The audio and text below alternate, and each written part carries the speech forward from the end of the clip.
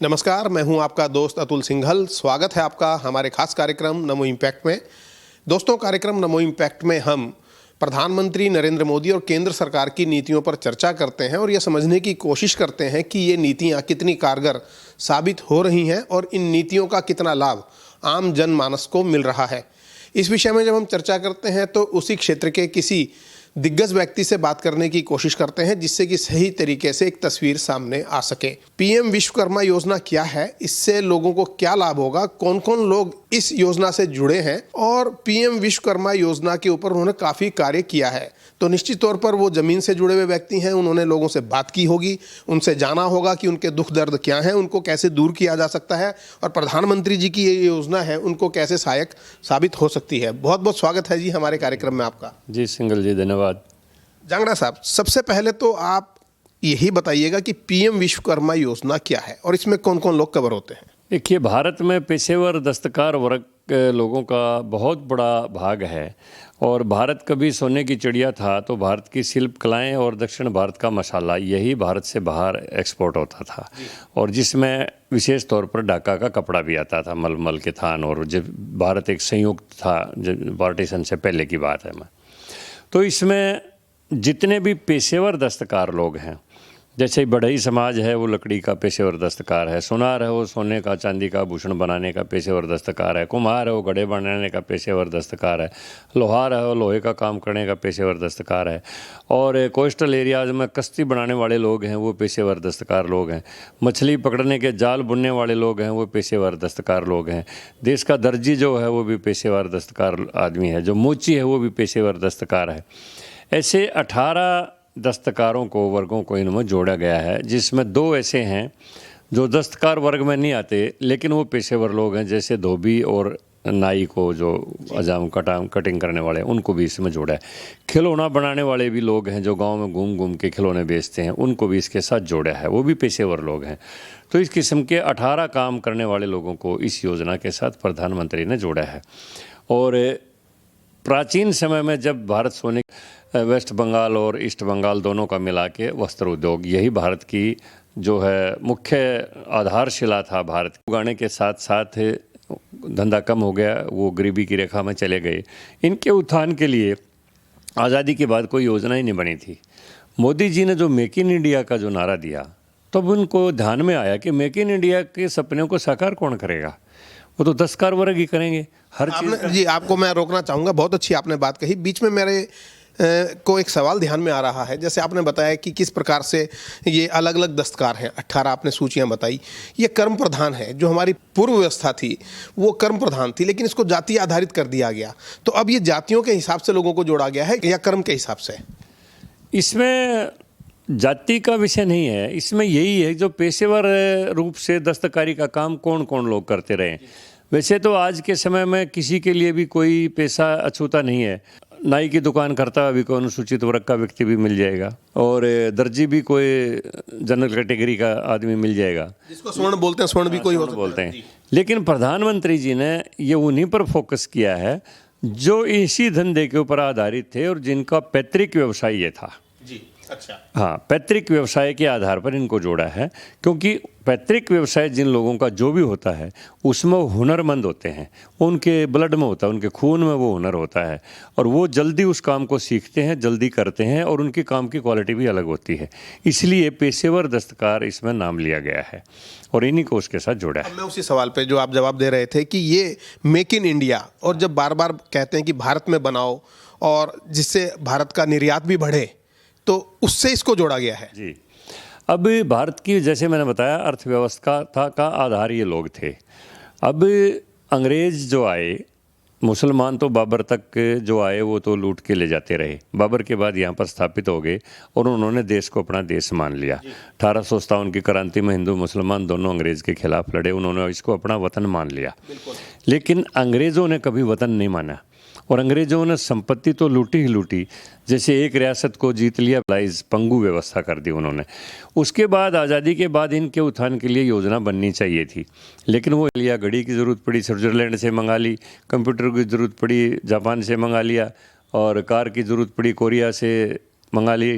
कच्चा माल यहाँ से जाता रहा और बनकर वहाँ से आगे आता रहा, वो व्यवस्था चालू रही। इस बात की तरफ ध्यान ही नहीं गया और हर चीज़ का यहाँ पर आयात होता रहा। लेकिन प्रधानमंत्री जी ने इस विषय पर गहराई से चिंतन किया और जब चिंतन किया है मेक इन इंडिया को साकार कैसे करें, तो उनके ध्यान में आया कि देश का पुश्तैनी दस्तकार जिसके ब्लड में, जिसके खून में हुनर है, वही इसको साकार कर सकता है। जब तक उनका उत्थान नहीं होगा भारत आत्मनिर्भर नहीं बनेगा। तो आत्मनिर्भर भारत और make in India, vocal for local, ये जो प्रधानमंत्री का विज़न है, इसको उनके ध्यान में आया कि साकार करेगा तो पेशेवर दस्तकार वर्ग करेगा। और इनके लिए उन्होंने इस साल के बजट में 13,000 करोड़ की पहली बार इतनी बड़ी राशि निश्चित की है, जिसमें दस्तकार वर्ग के जो लोग गाँव के अंदर गरीबी की रेखा में हैं, उनको आधुनिक हुनर, जैसे गांव में कोई बैलगाड़ी बनाना जानता है, बैलगाड़ी की मार्केट में डिमांड नहीं है, ट्रैक्टर आ गया। गांव में बढ़िया हल बनाना जानता है, हल की डिमांड नहीं है, हैरो आ गई, ट्रैक्टर आ गए, कल्टीवेटर आ गए। तो उनका हुनर तो है लेकिन आधुनिकता नहीं है। तो उनको आधुनिक प्रशिक्षण, और प्रशिक्षण जब तक हो तब तक 500 रुपये उनको रोज़ाना का भत्ता, और फिर जो छोटे से काम की शुरुआत करें तो 15,000 का उनको औजार खरीदने का पैकेज, और वो भी मेक इन इंडिया औजार हो, ये भी इसमें शर्त है। लेकिन जांगड़ा साहब, क्रियान्वयन कैसे होगा इन योजनाओं का, कौन देखेगा? और अगर किसी व्यक्ति को अप्रोच करना हो, मान लीजिए मुझे कुछ सामान लेना है, या मतलब मैं दस्तकार हूं, तो मैं किसको जाकर संपर्क करूं? यस, हमारी पार्टी ने हमारे संगठन से 3-3 आदमी तय किए हैं हर जिले से, और हर एक विधानसभा कॉन्स्टिट्यूंसी में 2 आदमी होंगे जो कार्यकर्ता होंगे, और विश्वकर्मा समाज से ही होंगे, जो उस पेशेवर दस्तकार वर्ग से ही लोग होंगे। वो हर बूथ के ऊपर 5 आदमी सेलेक्ट करेंगे। हर बूथ तक जाने की योजना है ये, कि हर बूथ के ऊपर ऐसे 5 परिवार ऐसे देखो जो गरीबी की रेखा में है, पेशेवर दस्तकार हैं, लेकिन उनके पास पूंजी और प्रशिक्षण नहीं है। तो उनकी रजिस्ट्रेशन चालू कर दी है, और एक एक जो ऊपर के लेवल के लोग हैं उनको स्टेट वाइज कन्वीनर बनाया है। जैसे मुझे पंजाब का काम सौंपा है, तो हाँ, एक स्टेट कन्वीनर होगा जो जिले के संगठन से 3-3 आदमी लेके, और हर विधानसभा से 2 आदमी, वो दस्तकार वर्ग से ही होंगे, वो लोग दूसरे वर्ग से नहीं होंगे। उन 2 विधानसभा के वो व्यक्ति वो लिस्ट देंगे कि इस बूथ के ऊपर ये 5 फैमिली हमने सबसे पहले उठानी है, और उनका फिर रजिस्ट्रेशन शुरू हो गया है। कई लाख लोगों का रजिस्ट्रेशन हो चुका है। साउथ में तो बहुत ज़्यादा काम हो चुका है। इधर थोड़ा सा ये 5 राज्यों में चुनाव थे, जैसे राजस्थान और इस मध्य प्रदेश, छत्तीसगढ़ वगैरह, थोड़ा सा स्लो था। अब इसको तेज़ी से कर देंगे। तो हमारी योजना ये है, प्रधानमंत्री जी का विज़न ये है कि हर घर तक ये योजना जाए, हर बूथ तक ये योजना जाए। मुख्य बात यही है, क्योंकि देखिए योजना सुनने में बड़ी अच्छी लगती है, लेकिन पंक्ति में खड़े सबसे आखिरी व्यक्ति को इसका लाभ मिले, जो पंडित दीनदयाल जी का सपना था, वो बड़ा मुश्किल है उसको सही तरीके से लागू कर पाना। उसी के लिए विज़न तैयार किया है, और राज्यों के कन्वीनर बनाए हैं। वो फिर जिला की कमेटी से 3-3 आदमी प्रदेश के संगठन से, अपने पार्टी के संगठन से होंगे। वो जो विधानसभा का हलका है उससे 2 आदमी उसी दस्तकार समाज से होंगे।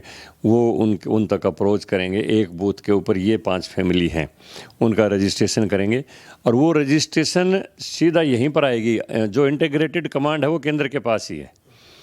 केंद्र के पास वो रजिस्ट्रेशन होकर जाएगी। फिर उस आदमी को जो जिस किस्म का भी वो पेशा कर रहे हैं, जैसे दर्जी का रजिस्ट्रेशन हो गया, तो नई किस्म के आज के आधुनिक कपड़े कैसे पहनते हैं बच्चे जी, आज की ये ड्रेस कैसे पहनती हैं औरतें, कैसे आदमी जीन्स वगैरह पहनता है, उन्हीं की सिलाई का प्रशिक्षण उनका वो, और उसके बनाने के लिए उनको फिर औजार हों, वो भी 15,000 रुपये उनको मेक इन इंडिया के, और फिर उसके बाद उनको 3 लाख रुपए की मदद 2 किस्तों में देंगे, केवल मात्र 5% ब्याज, और उनके लिए उसके कोई कोलेटरल गारंटी नहीं ली जाएगी कि फलानी चीज़ गिरवी रखेगा। उसके लिए सभी बैंकों को प्रधानमंत्री जी ने सख्ती से निर्देश कर दिया है कि जो भी रजिस्ट्रेशन होने के बाद जिस बैंक के पास सूची चली जाएगी, अगर कोई काना करेगा तो उसमें गंभीर उसके खिलाफ कार्रवाई हो जाएगी। बहुत सुंदर बात आपने कही, लेकिन आपको क्या लगता है कि ये जो योजना है, इससे क्या बदलाव आप देखते हैं आने वाले समय में होगा सकारात्मक? देखिए, बात ये है, आज प्रधानमंत्री ने जो शुरू में ही बनते ही कहा था कि पिछली प्रीवियस गवर्नमेंट ने, खास तौर पर कांग्रेस ने, बहुत बड़े वर्ग को उसके हाथ को कौशल रोजगार ना दे के उसको सब्सिडी के ऊपर निर्भर कर दिया कि तुम्हारी लड़की की शादी होगी तो कन्यादान की राशि दे देंगे, बच्चा स्कूल में जाएगा दोपहर का भोजन दे देंगे, बस्ता फ्री दे देंगे, बुक फ्री दे देंगे, राशन से 2 रुपये किलो गेहूँ दे देंगे, 3 रुपये किलो चावल दे देंगे, 12 रुपये किलो दाल दे देंगे, 15 रुपये लीटर मिट्टी का तेल दे देंगे। ठीक है, सब्सिडी एक सहारा है, लेकिन सब्सिडी समाधान नहीं है। इसलिए प्रधानमंत्री ने कहा कि लंगड़े को सदा लाठी के सहारे नहीं चलाना है, लंगड़े को टांग लगानी है, बहुत बढ़िया। ताकि अपने पैरों पर खड़ा हो जाए। ये टांग लगाने का एक विषय है ये, ताकि अपने पैरों पर खड़ा हो जाए। तो सदा तक सब्सिडी का जीवन कैसे जिएंगे लोग? बिल्कुल आपने ठीक कहा, लेकिन ये जो 18 दस्तकार आपने बताए, इनकी देश में कितनी आबादी है और आप हमारे माध्यम से इस समाज को क्या संदेश देना चाहेंगे? देखिए, मैं कहता हूँ जिन लोगों तक ये योजना जा रही है वो इसका लाभ उठाएं और साथ के साथ जिसको भी लाभ मिलता है वो काम करें। प्रधानमंत्री जी का ये है कि हर आदमी अपने हाथ से कमाए। सरकारी नौकरियों तो एक लिमिट होती है। अब हरियाणा 3.25 करोड़ की आबादी में 3 लाख नौकरियां हैं, किस किस को दी जाएगी? और हमारे देश की शिक्षा व्यवस्था की भी बहुत बड़ी कमी रही है। मैकाले का पैटर्न यहाँ पर चलता रहा है और क्लर्क पैदा होते रहे। एमए करके बेरोज़गार है, बीए करके बेरोज़गार है, वो ढूंढ रहा है, इधर उधर घूम रहा है। एमए डबल एमए क्लास 4 की नौकरी के लिए अप्लाई कर रहे हैं। ये क्या है? क्योंकि उसके हाथ में कोई हुनर नहीं, कोई क्वालिटी नहीं। हमारी शिक्षा का रोज़गार जो दर था वो केवल मात्र 4% था, जबकि अमेरिका में 42 से 47 है और साउथ कोरिया में 96% है। पोस्ट ग्रेजुएट लड़का हुनरमंद होता है और वो 96% लोग अपना रोज़गार ढूंढ लेते हैं। हमारे देश का रोज़गार दर शिक्षा का था वो केवल मात्र 4% था। अब जो नई शिक्षा नीति आई है उसमें मैट्रिक करके भी अगर ड्रॉप आउट करेगा तो भी उसके हाथ में हुनर होगा, कोई ना कोई काम सीख के निकलेगा वो, ताकि आत्मनिर्भर बने वो। और जिस वर्ग से भी वो है उसको फिर उसको मदद करने के लिए सरकार के पास ये योजना है। तो एक बेरोजगारों की जो फौज खड़ी होती जा रही थी वो आत्मनिर्भर भारत, स्वावलंबी भारत की तरफ जाते हुए आत्मनिर्भर हो जाएंगे वो। तो देश में ये बड़ा सब्सिडी का इतना निकम्मापन है वो भी खत्म हो जाएगा। आपने चूंकि ज़मीनी स्तर पर कार्य किया है, लोगों से आपने कहा आप मिले भी हैं, पंजाब का कार्यभार भी आपके ऊपर है, आपको लगता है कि इसके अंदर कुछ और सुधार हो सकते हैं या कोई सुझाव आप देना चाहें हमारे माध्यम से सरकार को या प्रधानमंत्री जी को? नहीं, देखिए, मैंने तो शुरू में जब ये योजना थी तो मैं कई बार प्रधानमंत्री जी से मैं मिला भी था और हर बार भी हमारी क्योंकि बहुत उनका व्यस्त समय होता है तो मैं यही सुझाव देता था, जी ये लोग जो है ना विश्वकर्मा समाज के लोग, पेशेवर दस्तकार लोग, ये आपके सपने को साकार करेंगे। तो उनके भी ध्यान में थी, तो ये बात उनके ध्यान में आई तो उन्होंने इसके ऊपर विज़न के ऊपर काम भी शुरू किया और बजट भी तय कर दिया। तो शुरू में कोई भी चीज़ चलाई जाती है, जो ऑनलाइन प्रक्रिया थी, प्रधानमंत्री जी ने कहा कि डिजिटल बैंकिंग करो, सब लोग खाते खोलो। शुरू में तो लोग मजाक उड़ाते थे कि हिंदुस्तान के लोग अनपढ़ लोग हैं, कैसे बैंकों के। आज तो कोई भुट्टा जो भूनने वाला है वो भी QR कोड लेके बैठे है। बिल्कुल ठीक है। सब्जी वाला भी, फल वाला भी, नाई की दुकान वाला भी, सबके पास QR कोड है, डिजिटल पेमेंट कर रहे हैं। 65 करोड़ लोग डिजिटल पेमेंट कर रहे हैं इस देश के अंदर। जो लोग कहते थे कि नहीं ये तो सपना ही है, ये कैसे साकार होगा। तो हर चीज़ में शुरू में कठिनाई आती है, कोई न कोई कमी आती है, तो उसको साथ के साथ सुधार की प्रक्रिया चलती रहती है। बहुत बहुत धन्यवाद हमसे बात करने के लिए। रामचंद्र जांगड़ा जी जो सांसद हैं राज्यसभा के हरियाणा से और PM विश्वकर्मा योजना पर काम भी कर रहे हैं, उनसे हमने चर्चा की। उनका ये कहना है कि स्वावलंबन के लिए ये एक महत्वपूर्ण योजना है, बेरोजगारी से दूर होगी। और प्रधानमंत्री जी भी जो बोलते हैं कि आप नौकरी देने वाले बने, ना कि नौकरी मांगने वाले।